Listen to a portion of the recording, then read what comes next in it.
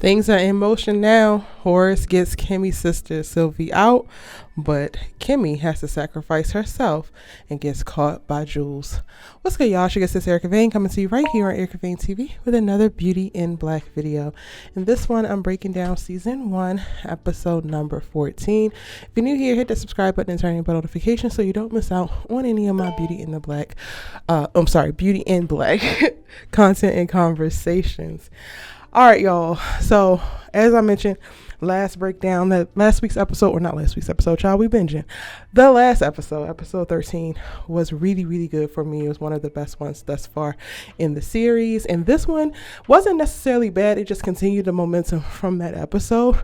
And I'm really excited to just jump right into episode number 15. So I'm going to try to make this little breakdown quick. The biggest thing about this episode is that Horace is able to infiltrate the back parking lot, the infamous orgy parking lot. Yeah, Tyler caught me off guard when I saw that for the first time. And orchestrate to get Sylvie out of there, which winds up working out really, really well for Kimmie. But she has to play a part and provide a distraction, to which of course she has no problem with doing. Now, what I'm so nervous for is how is Kimmie going to get out of Jules's clutches after this? Again, like I said, she has to sacrifice herself just to provide a diversion so that Horace can drive out of there with her sister and then winds up getting herself caught.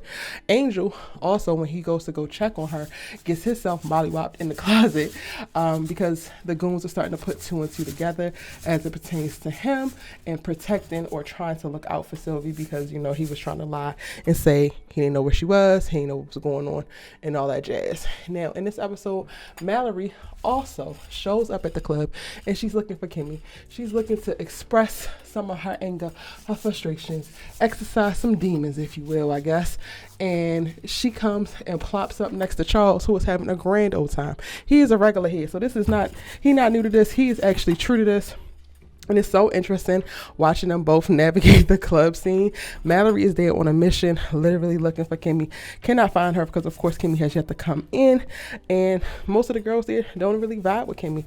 They are a part of the system. Kimmie was always bucking the system, always asking too many questions, always staying to herself, as the victim typically will, and when put in situations of abuse and all of that.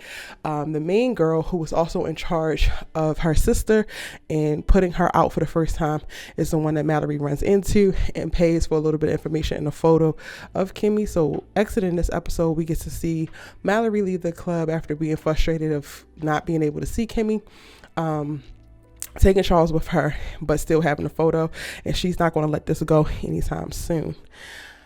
What else happened in this episode?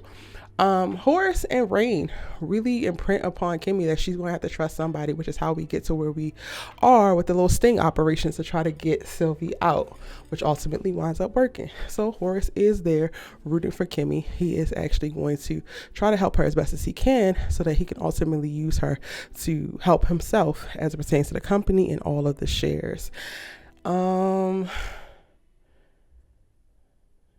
We still got to see a little piece of Shannon. Shout out to Calvin, who ain't playing no games. He ain't trying to take Mallory to that part of town where she asked to go to the strip club. And, and she said, "You a bodyguard, aren't you? But then protect my body." Yes, ma'am. We see what you did there, sir. We see what you did there. We also get a little bit of backstory by way of Roy, when he's calling for Jules to bring Kimmie to him at the hospital because he's trying to push her out the window and he's so mad and rah, rah, rah, rah, rah.